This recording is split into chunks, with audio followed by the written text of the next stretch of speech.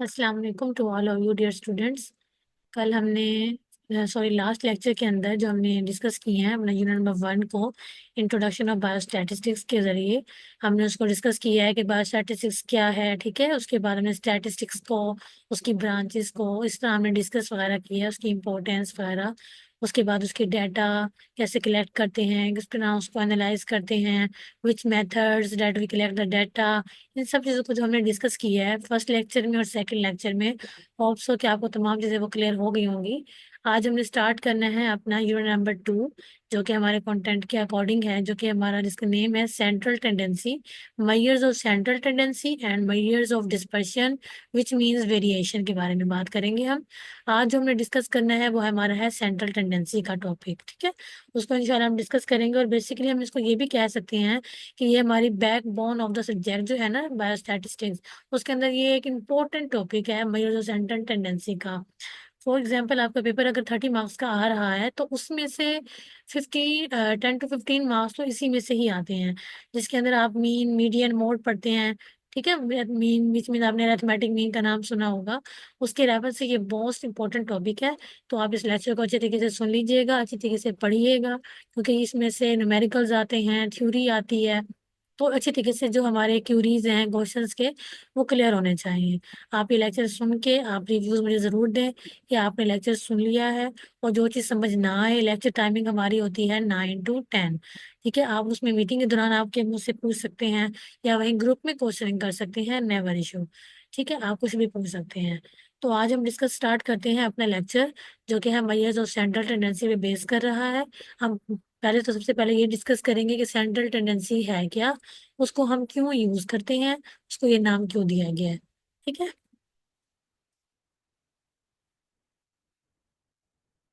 So your first question is definition of measures of central tendency. ठीक है, measures of central tendency also known as measures of central location. मतलब क्या है कि measures central tendency को हम measures of central location भी कहते हैं। ठीक है, अगर कहीं आ जाए कि आप मेजर्स ऑफ सेंट्रल लोकेशन के बारे में बताएं, तो आपने बेसिकली बताना क्या होता है सेंट्रल टेंडेंसी के बारे में। बेसिकली ये अदर नेम है मेजर्स ऑफ सेंट्रल टेंडेंसी का। आर स्टैटिस्टिकल टूल्स, ये ऐसे स्टैटिस्टिकल टूल्स हैं यूज टू डिस्क्राइब, जो कि किस लिए इस्तेमाल किए जाते हैं, फॉर डिस्क्राइबिंग के लिए द सेंट्रल और typical value of a data set. हमारे डाटा सेट के अंदर ट्रिपिकल वैल्यू और सेंट्रल वैल्यू क्या आ रही है, उसको बेसिकली हम क्या कहते हैं, measures of central tendency, which mean अपने डाटा की सबसे हमने सेंट्रल और ट्रिपिकल वैल्यू को डिस्क्राइब करना है, उसको हम क्या कहते हैं, measures of central tendency. They provide a single value. Basically central tendency हमें क्या प्रोवाइड करता है, एक सिंगल वैल्यू प्रोवाइड करता है that represents the entire distribution, जो कि इंटायर डिस्ट्रीब्यूशन, कंप्लीट डिस्ट्रीब्यूशन को क्या कर रहा होता है, रिप्रेजेंट कर रहा होता है। फॉर एग्जाम्पल मीन हम फाइंड कर रहे हैं, इसकी टाइप्स आगे हम डिस्कस करेंगे, मीन मीडियन मोड। तो उसके अंदर हमने रिजल्ट हमारे आती है, एक सिंगल वैल्यू आ जाती है, विच मीन अगर हम मीन फाइंड कर रहे हैं तो वो डाटा की हमें एवरेज वैल्यू फाइंड कर देती है। अगर हम मीडियन कर रहे हैं तो वो डाटा की मिडिल वैल्यू हमें फाइंड करके दे देती है। तो मिडिल वैल्यू जो है वो हमारे तमाम डाटा को रिप्रेजेंट कर रहा होता है।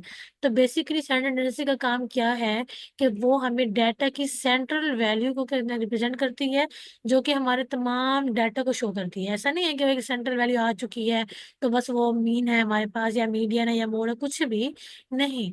वो हमारे डाटा के तमाम जो रिप्रेजेंटेशन होती है ना, उसको शो कर रहा होता है।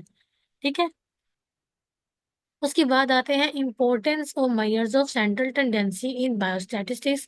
अब बायोस्टैटिस्टिक्स के अंदर हम measures of central tendency use कर रहे हैं, तो उसकी आखिर किसी क्या इंपॉर्टेंस है, उसको हम क्यों यूज कर रहे हैं। In biostatistics measures of central tendency are crucial for, which mean important for. अब किस लिए यूज करते हैं, समराइजिंग डाटा, डाटा को समराइज करने के लिए। They provide a concise summary of the data. ये हमें डाटा की कंसाइज समरी प्रोवाइड कर देते हैं कि जिसके थ्रू हम अपने डाटा को क्या कर लेते हैं, समराइज कर लेते हैं, अरेंज कर लेते हैं। समराइज का मतलब यही होता है ना कि आप असेंडिंग डिसेंडिंग ऑर्डर में उसको डाटा को समराइज कर दें। फॉर एग्जाम्पल मैं अगर डाटा ले रही हूँ, फॉर एग्जाम्पल मेल और फीमेल का मैं डाटा ले रही हूँ, वो मेरे पास मिक्स्ड पॉपुलेशन का डाटा दे दिया, मुझे 100 पीपल्स का डाटा दे दिया गया है। अब उसमें मेल्स भी हैं, फीमेल्स भी हैं, तो उसको मैं समराइज किस तरह करूंगी कि मैं मेल्स का डाटा अलहदा कर लूंगी और फीमेल्स का अलहदा। तो इसको हम ये कहते हैं समराइज, कि हमें जो डाटा दिया गया था होल पॉपुलेशन का, उसको हमने अच्छे से समराइज कर लिया है, जिसके थ्रू हमें आसानी हो जाएगी। उस पर कोई भी स्टैटिस्टिकल एप्लीकेशन हम लगाना चाहें तो हम इजीली लगा सकते हैं। सेकंड हमारे पास आता है describing populations. They help describe the characteristics of population. अब हमें जो भी पॉपुलेशन पैरामीटर्स दे दिए गए हैं या पॉपुलेशन दे दिया गया, उसको डिस्क्राइबिंग करने में हमें क्या होता है, आसानी हो जाती है। फॉर एग्जाम्पल, जैसे भी मैंने एग्जाम्पल दिया आपको मेल्स और फीमेल्स की, ठीक है, उसके अंदर पॉपुलेशन थी, होल पॉपुलेशन थी, जिसको मैंने अंडरस्टैंड किया कि इसके अंदर मुझे मेल और फीमेल का डाटा दिया गया है। उसके बाद मैंने मेल और फीमेल का डाटा अलग कर लिया है, तो वो पॉपुलेशन जो थी उसको डिस्क्राइब कर लिया है मैंने, उसको इजीली समझ लिया है कि यही चीजें मुझे प्रोवाइड की गई है, किस तरह की गई हैं, तो उसमें हमें आसानी हो जाती है। थर्ड हमारे पास है comparing groups. They enable comparing of different groups और डाटा सेट्स। उस एग्जाम्पल को मैं दोबारा रिपीट करूंगी।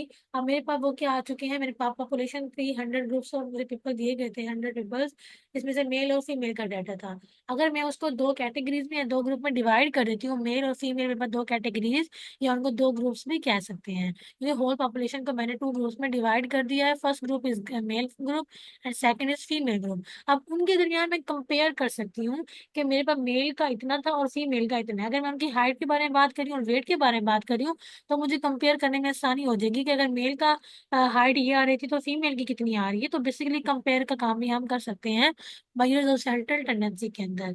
Last fourth one is identifying patterns. They help identify patterns and trends in data. हम डाटा के अंदर अच्छी तरह से उसको आइडेंटिफाई करने में हमें आसानी हो जाती है कि जितने भी हम पैटर्न्स लगा रहे हैं, डाटा के जो ट्रेंड्स हैं उनके पैटर्न्स को समझने में और उसको आइडेंटिफाई करने में काफी हेल्पफुल होते हैं क्या, सेंट्रल टेंडेंसी। अच्छा, नेक्स्ट हमारे पास है applications of measures of central tendency in biostatistics. ठीक है, बायोस्टैटिस्टिक्स के अंदर मेजर ऑफ सेंट्रल टेंडेंसी की कौन कौन सी एप्लीकेशन हम अप्लाई कर सकते हैं। ठीक है, Measures of central tendency are widely used in biostatistics for। measures of central tendency या biostatistics की कौन कौन सी एप्लीकेशन के अंदर यूज हो रहे हैं उसको देख लेते हैं। सबसे पहले जो यूज हो रहे हैं वह है क्लिनिकल ट्रायल्स। अब क्लिनिकल ट्रायल्स में हम किस तरह क्यों यूज करते हैं इसका, to compare the efficiency of different treatments. Different treatments की एफिशिएंसी को कंपेयर करने के लिए हम यूज करते हैं। ठीक है, सेकंड इज एपिडेमियोलॉजी। एपिडेमियोलॉजी के अंदर हम क्यों यूज करते हैं, to describe the characteristics of population. हम जितनी भी कैरेक्टर पॉपुलेशन के कैरेक्टर से यूज करें उनको डिस्क्राइब करने में हम यूज करते हैं बायोजेंडर टेंडेंसी का। Third one is public health, to track disease trend and patterns. Public health के अंदर हम क्यों यूज करते हैं इसका, ताकि हम अपने डिजीज के जो ट्रेंड्स और पैटर्न्स हैं उनको ट्रैक कर सकें, उनको खत्म कर सकें। जब हम उनको ट्रैक कर लेंगे, उनको अंडरस्टैंड कर लेंगे, तो इजीली उसको हम क्या कर लेंगे, रिमूव कर लेंगे। Fourth one is research. अब रिसर्च के अंदर हम सेंट्रल टेंडेंसी क्यों यूज करते हैं, to summarise and describe data. Data को समराइज और डिस्क्राइब करने के लिए हम रिसर्च अपना कोई प्रोजेक्ट बना रहे हैं, तो उसके अंदर सबसे पहले यही करते हैं ना कि अपने डाटा को समराइज कर लेते हैं। जब डाटा को समराइज कर लेते हैं, फिर उसको डिस्क्राइब करने में, उसके ऊपर कोई स्टैटिस्टिकल टेक्निक या मेथड्स अप्लाई करने में आसानी हो जाती है जब उसको हम समराइज कर लेते हैं। तो बेसिकली रिसर्च के अंदर हम इसलिए यूज करते हैं ताकि हम डाटा को समराइज और उसको जैसे डिस्क्राइब कर सकें। ठीक है, तो ये तमाम एप्लीकेशन ही बायोस्टैटिस्टिक्स की, जिसके अंदर हम मेजर सेंट्रल टेंडेंसी का यूज करते हैं। नेक्स्ट हम जो डिस्कस करेंगे वो हमारे पास है types of measures of central tendency. अब मेजर्स ऑफ सेंट्रल टेंडेंसी की कौन कौन सी टाइप्स हैं जिसको हम यूज करते हैं। There are 3 main types of measures of central tendency. ठीक है, 3 मेन टाइप जो है मेजर सेंट्रल टेंडेंसी, उसको हम डिस्कस करेंगे। फर्स्ट हमारे पास जो है वो है mean, the average value of the data set. Mean का मतलब क्या है कि इसको हम अरिथमेटिक मीन भी कहते हैं, और बेसिकली ये हमारे पास क्या होती है, average value of the data set. कि डाटा की एवरेज वैल्यू जब हम फाइंड कर लेते हैं तो उसको हम क्या कहते हैं, मीन। ठीक है, second one is median, the median value of middle value of the data set when it is sorted in ascending order. ठीक है, वो क्या कह रहे हैं कि डाटा को आप असेंडिंग ऑर्डर में सबसे पहले अरेंज करने के बाद जो उसकी मिडिल वैल्यू आ रही होती है वो बेसिकली हमारे पास क्या होती है, मीडियन। फॉर एग्जाम्पल मैं डाटा लेती हूँ 2 2 4 4 6 6। मैंने 6 पॉपुलेशन का डाटा ले लिया है। उसमें से जो हमारी सेंट्रल वैल्यू है, मिडल वैल्यू है, वो हमारे पास क्या होता है, मीडियन। लास्ट इसकी जो टाइप है वो होती है mode, the most frequently occurring value in the data set. Data set के अंदर वैल्यू जो बार बार रिपीट हो रही होती है वो हमारे पास क्या होता है, मोड। फॉर एग्जाम्पल मैं डाटा ले रही हूँ 22 444 666। अब इसके अंदर मेरा मीडियन क्या आएगा, 444 और 666। उसको हम एक ही बार लिखेंगे कि हमारा मोड क्या आ रहा है, 4 और 6, क्योंकि इसके अंदर जो 4 है और 6 है वो बार बार क्या हो रहे हैं, रिपीट हो रही है वैल्यूज बार बार, और इक्वल रिपीट हो रही है, इसलिए हम दोनों को ले लेंगे। अगर फॉर एग्जाम्पल मैं डाटा इस तरह ले लेती हूँ कि 22 444 एंड 666, तो 4 जो है वो ज्यादा बार रिपीट हो रहा है 3 टाइम्स, तो उसको मैं अपना क्या ले लूंगी, मोड। जो मोस्ट फ्रिक्वेंटली बार रिपीट हो रहा होता है उसको हम क्या कहते हैं, मोड। ठीक है। यहाँ पे एक डायग्राम ही शो हो रही है, जिसमें ये हमारे पास सेंट्रल टेंडेंसी और उसकी हमारे पास 3 टाइप्स होती हैं। First one is mean, second one is median and third one is mode. तो ये हमारी बेसिकली टाइप्स ऑफ क्या है, सेंट्रल टेंडेंसी। इसको मजीद आगे मैं एक्सप्लेन के साथ देखेंगे, इसके न्यूमेरिकल्स भी करेंगे। इसकी थ्योरी भी जितनी इंपॉर्टेंट है उतने ही इसके न्यूमेरिकल्स इंपॉर्टेंट है। न्यूमेरिकल्स बहुत आसान है, बस उसमें आपको फार्मूलाज याद होने चाहिए। फार्मूलाज अगर आपको आते हैं अच्छे तरीके से तो कैलकुलेशन करने में कोई इशू नहीं है। ठीक है, क्योंकि सारा काम कैलकुलेटर का है, तो अगर आपको अच्छे तरीके से वो आती हैं, कैलकुलेशन का कैलकुलेट करना, कैलकुलेटर यूज करना आता है, तो आपके लिए कोई मुश्किल नहीं है। अगर आपको फार्मूले याद हो गए हैं तो नेवर इशू। ठीक है, तो आपको अच्छे तरीके से समझना है। बेसिकली इसके आपको एक पॉइंट चीज समझ आ जाए कैलकुलेशन की, तो आप फिर बाकी इजीली कर लेते हैं। सबसे पहले हम डिस्कस करेंगे मीन को। फर्स्ट टाइप जो हमारी है सेंट्रल टेंडेंसी की, वो है definition of mean. The mean also known as the arithmetic mean. ये बात पहले भी डिस्कस कर चुके हैं कि मीन को मैथमेटिक मीन भी कहते हैं। It is a statistical measure. ठीक है, हमारी स्टैटिस्टिकल मेजरमेंट के लिए डेट रिप्रेजेंट, जो कि क्या रिप्रेजेंट कर रहा होता है, the average value of set of members, numbers. जितने भी हम सेट ऑफ नंबर्स ले रहे हैं उनकी एवरेज वैल्यू को रिप्रेजेंट करता है।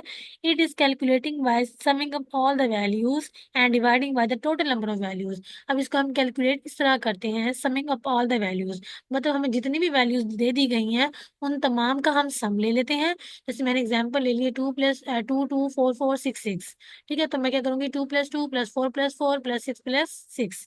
तो इन तमाम वैल्यूज को मैं क्या कर लूंगी, ऐड। और मैं कितने नंबर्स ले रही हूँ, 6 ले रही हूँ, 2 2 4 4 6, तो 6 वैल्यूज आ रही है ना। तो डिवाइड किसे कर दूंगी, bye total number of values. Total number कितने आ रहे हैं, 6 आ रहे हैं, तो 6 के साथ क्या कर दूंगी, डिवाइड कर दूंगी। डिवाइड करने के बाद मेरे पास क्या आ जाएगा, मीन। तो इस तरह हमारे पास क्या आ जाएगी, average value of data is called mean.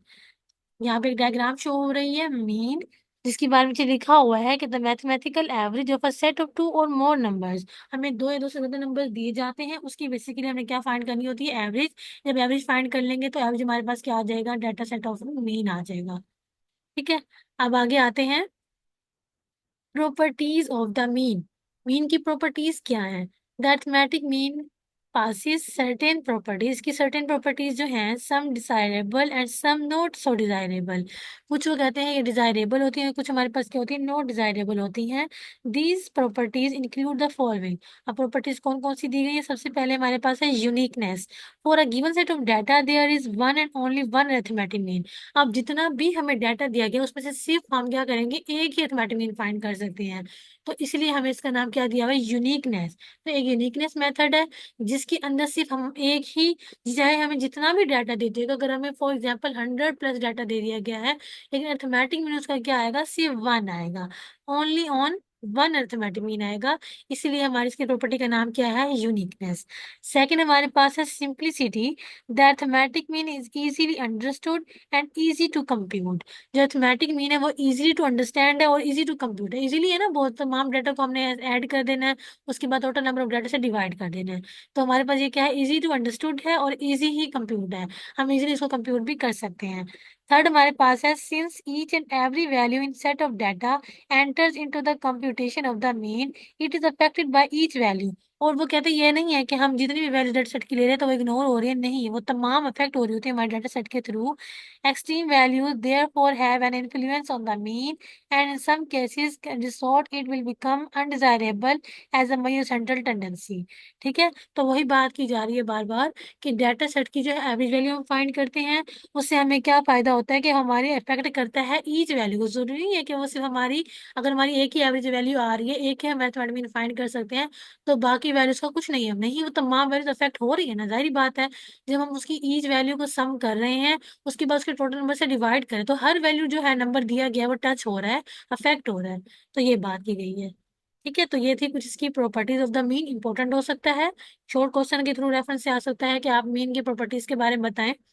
तो ये, उसके बाद आता है फार्मूला फॉर कैलकुलेटिंग मीन। अब हम कैलकुलेटिंग मीन किस तरह कैलकुलेट करते हैं, उसके फार्मूलाज की तरफ हम गौर करेंगे। अब हमारे पास दो सिचुएशन होती हैं, चाहे हम मीन कर रहे हैं, मीडियन कर रहे हैं या मोड कर रहे हैं, हमारे पास टू सिचुएशंस होती हैं।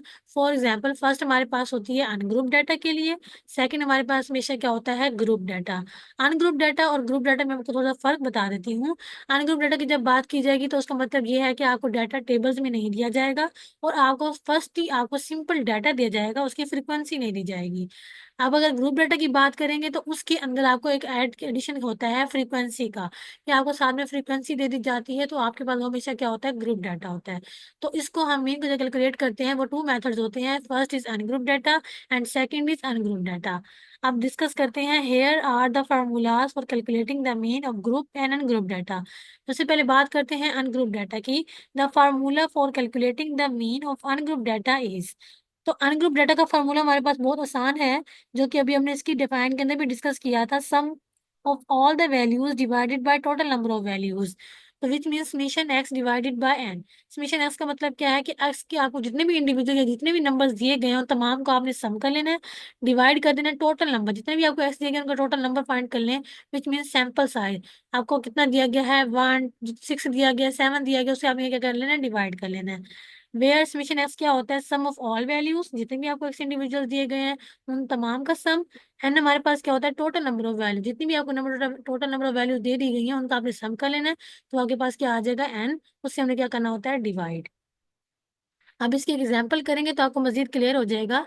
Find mean for the given data. अब यहाँ पर सिर्फ मुझे अनग्रुप डाटा दिया गया है, ग्रुप डाटा की फर्क ये है कि आपको साथ दो कॉलम दिए जाते हैं, एक एक्स का और एक फ्रीक्वेंसी का दिया जाता है, तो उसका फार्मूला भी चेंज होता है, उसकी कैलकुलेशन भी चेंज होती है।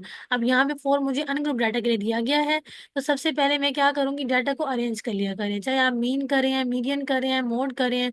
सबसे पहले डाटा को आपने असेंडिंग ऑर्डर में चेंज कर लेना है। ठीक है, असेंडिंग ऑर्डर मतलब क्या होता है कि छोटे से बड़े की तरफ, तो उससे कैलकुलेशन करने में आसानी हो जाती है।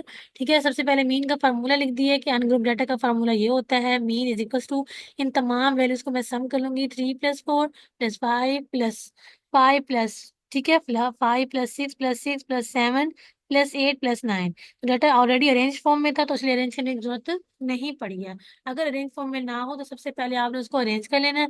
अब मैंने काउंट कर लिए 1 2 3 4 5 6 7 8 9 10 के टोटल नंबर जो सैंपल थे वो कितने दिए गए थे, यहाँ पर पैरामीटर पॉपुलेशन मीटर दिए गए 10। तो मैंने इन सबका सम ले लिया, सम लेने के बाद आ रहा है 58, उसको डिवाइड कर दिया 10 के साथ, डिवाइड करने के बाद रिजल्ट आ रहा है मीन का 5.8। मतलब मीन हमारा फॉर अनग्रुप डाटा के लिए क्या आ चुका है, 5.8। तो ये आ चुका है आपका रिजल्ट। समझ आ गई होगी होप सो, कि आपको ऐसे इंडिविजुअल्स दिए गए हैं, इन तमाम को आपने सम कर लेना, डिवाइड कर देना, इनके टोटल नंबर्स वन जितने में 10 दिए गए थे इनसे मैंने डिवाइड कर दिया है। डिवाइड करने के बाद मेरे पास क्या आ चुका है, mean for ungroup data. Ungroup data के लिए बहुत आसान है, आपको डाटा दिया जाएगा, आपने फौरन इसको सॉल्व कर लेना है। उसके बाद बात करते हैं फॉर ग्रुप डाटा की, कि मीन हमने फॉर अनग्रुप डाटा तो कर लिया, ग्रुप डाटा का फार्मूला होता है थोड़ा सा चेंज, वरना बात है सेम। ठीक है, the formula for calculating the mean of group data is, mean is equal to summation f x. मैं बात कर रही थी कि आपको जो डिफरेंस बता रही थी अनग्रुप डाटा का और ग्रुप डाटा का, अनग्रुप डाटा में और ग्रुप डाटा में फर्क यही बताया था ना, कि ग्रुप डाटा में हमें फ्रीक्वेंसी का एक टेबल दिया जाता है, पूरा कॉलम दिया जाता है, तो फ्रीक्वेंसी का कॉलम दिया जाएगा, इसलिए यहाँ पर फार्मूला में चेंज आया है, समेशन एफ एक्स। एक्स भी आपको दिया जाएगा, एफ भी आपको दिया जाएगा, आपने दोनों को मल्टीप्लाई करना है, मल्टीप्लाई करने के बाद उनका सम ले लेना है। डिवाइड किससे करना है, आपको जो फ्रीक्वेंसी का कॉलम दिया जाएगा उसको आपने सम कर लेना उन तमाम की वैल्यूज को, तो आपके पास समेशन एफ भी आ जाएगा, फिर उन दोनों का आपने क्या कर लेना है, डिवाइड। समेशन एफ एक्स हमें क्या शो कर रहा है, sum of product of frequency and mid value. Mid value mean की बात की जा रही है एक्स इंडिविजुअल की, आपको वो कह रहे हैं कि अगर आपको मिड वैल्यू फिर आपको दे दिया गया है और आपको फ्रीक्वेंसी दे दिया गया है, तो आप उन दोनों का प्रोडक्ट विच मीन मल्टीप्लाई कर लें, तो आपके पास क्या आ जाएगा, summation f x. Summation F की बात की गई है सम ऑफ फ्रीक्वेंसीज, मतलब जितनी भी आपको फ्रीक्वेंसी का कॉलम दिया गया उन तमाम को आप सम कर लें, तो आपके पास क्या आ जाएगा, summation f which mean sum of frequencies. F का मतलब होता है फ्रीक्वेंसी, एक्स का मतलब होता है middle value of each class interval. अगर आपको क्लास इंटरवल दे दिए गए हैं तो उनकी मिडिल वैल्यू फाइंड करने का तरीका भी मैं आपको बताऊंगी। तो वो मिड वैल्यू जो हमारे पास होती है वो क्या होती है, एक्स। अक्सर क्वेश्चन में हमें क्लास इंटरवल नहीं दी जाता, सिंपल एक्स दे दिया जाता है, तो उसको भी हमें फाइंड करना आता है। ठीक है, फार्मूलाज आपने ग्रुप डाटा का और अनग्रुप डाटा का अच्छे तरीके से याद कर लेना, तभी आप कैलकुलेशन कर सकेंगे। अब इसकी एक एग्जांपल करते हैं तो मजीद सारी क्वेरीज क्लियर हो जाएंगी। ये देखिए, इस तरह का क्वेश्चन आपको दिया गया है। ठीक है, आपको क्वेश्चन दिया गया है, the following data represent which numbers are rolled with standard 6 sided dice. ठीक है, 6 साइडेड डाइस को रोल किया गया है, उसके बाद रिजल्ट कुछ इस तरह के आउटकम्स आए हैं। ठीक है, अब मुझे यहाँ पे नंबर्स दिए गए थे 1 3 5 3 2 1। ठीक है, अब मुझे नंबर्स दिए गए थे, मैंने देखा कि नंबर स्टार्ट हो रहे हैं 1 से लेकर 6 तक, क्योंकि डाइस में हमारे पास 6 होते हैं ना, अपॉर्चुनिटीज आएंगी, या 1 आएगा, 2 आएगा, 3 आएगा। जब हम कोई भी लूडो का डाइस थ्रो कर रहे हैं तो उसके हमारे पास 6 आउटकम्स होते हैं, या 1 आएगा, 2 3 कुछ भी आ सकता है, 6 तक आ सकता है। तो मैंने एक्स यहाँ पे क्या ले लिया है, 1 2 3 4 5 6। उसके बाद फ्रीक्वेंसी किस तरह चेक करते हैं, फ्रीक्वेंसी बनाने का तरीका ये होता है, अगर क्वेश्चन में हमें ना दी जाए तो हम किस तरह फाइंड करते हैं, चेक कर लेते हैं। पहले डाटा को आप अरेंज कर लेंगे असेंडिंग ऑर्डर में, फिर आपको आसानी से पता लग जाएगा कि 1 जो है वो डाटा में कितने बार आ रहा है। जैसे मैंने यहाँ चेक कर लिया, 1 1 2 3 4 5 6, मतलब डाटा में 1 जो है वो 6 बार आ रहा है, तो ये बेसिकली इसकी क्या आ रही है, फ्रीक्वेंसी बता रहा है कि 1 जो है वो 6 टाइम आ रहा है। इसी तरह 2 को चेक कर लेना है, 3 को, 4 को, 5 को, 6 को। अगर डाटा अरेंज होगा तो हमें बहुत आसानी हो जाएगी। ठीक है, उसके बाद हमारे पास ये फ्रीक्वेंसी का कॉलम आ गया, इसका हमने सम ले लिया, क्योंकि फार्मूला में हमें चाहिए था ना समीशन एफ, तो इसका सम ले लिया है। उसके बाद हमें चाहिए था समीशन एफ एक्स, तो एफ एक्स को पहले मल्टीप्लाई कर लेंगे, हमारे पास एफ भी आ चुका है, एक्स भी आ चुका है। इन दोनों को हमने क्या कर लेना है, मल्टीप्लाई। मल्टीप्लाई करने के बाद हमारे पास कुछ इस तरह से रिजल्ट आ जाएंगे। जब ये सारे रिजल्ट आ जाएंगे, इन सबको हम सम कर लेंगे, रिजल्ट आ रहा है 91। तो अब हमारे पास समीशन एफ एक्स भी आ चुका है, समीशन एफ भी आ चुका है। तो हम इनको क्या कर लेंगे, डिवाइड। डिवाइड करने के बाद ये हमारे पास रिजल्ट आ रहा है 3.37। 91 को डिवाइड किया 27 से, तो रिजल्ट आ रहा है 3.37। तो बेसिकली हमारे पास रिजल्ट आ चुका है मीन फॉर ग्रुप डाटा। ठीक है, अब इसकी एक और एग्जांपल मैंने आपको बताया था कि अगर हमें क्लास इंटरवल दे दिए जाए और फ्रीक्वेंसी दे दी जाए तो हमने एक्स किस तरह फाइंड करना है। एक्स हमारे पास हमेशा क्या होना चाहिए, सिंगल वैल्यू होनी चाहिए, ताकि हम उसको ऐड कर सकें या मल्टीप्लाई कर सकें। अब देखो फार्मूला में मुझे चाहिए एफ एक्स, अब मैं मल्टीप्लाई कर सकती हूँ 3 को इस लिमिट के साथ, नहीं कर सकती। इसके लिए हमें सबसे पहले क्या होता है, मिड वैल्यू फाइंड करना होता है। ये हमें क्या दे दिया गया है, क्लास इंटरवल। ये हमें क्या दी गई है, फ्रीक्वेंसी उसकी दी गई है। सबसे पहले हम फाइंड कर लेंगे उसकी मिड वैल्यू, ये हमें दिए थे क्लास इंटरवल। मिड वैल्यू का फार्मूला होता है हमारे पास ये रहा, the formula for mid value of class interval is mid value is equals to lower limit plus upper limit. ये हमारे पास जो होती है ना, ये लिमिट होती हैं, ये हमारे पास होती है 0, हमारे पास क्या है लोअर लिमिट, 10 हमारे पास होती है अपर लिमिट। ये लोअर लिमिट, ये अपर लिमिट, ये लोअर, ये अपर लिमिट। तो लोअर लिमिट को अपर लिमिट के साथ हमने क्या कर देना है, ऐड कर देना है। मतलब 0 + 10 करेंगे तो हमारे पास क्या आएगा, 10। उसके बाद डिवाइड करना है 2 के साथ, क्योंकि हम यहाँ पे 2 ले रहे हैं ना, एक लोअर लिमिट ले रहे हैं और अपर, दो भी लिमिट्स ले रहे हैं। इसे डिवाइड कर देंगे 2 के साथ, तो हमारे पास क्या आ जाएगी, मिड वैल्यू एक्स। ठीक है, ये क्लास इंटरवल था, इन दोनों को ऐड किया, ऐड करने के बाद 2 से डिवाइड किया है, तो मेरे पास क्या आ जाएगा, 10/5। तो 5 2 सा क्या होता है, 2 5 से क्या होता है 10।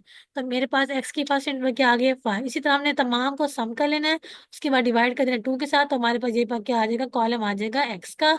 उसके बाद हमारे पास आता है फ्रीक्वेंसी का कॉलम, हमें दिया गया था, हमने क्या कर लिया, इसका सम ले लिया समीशन एफ का।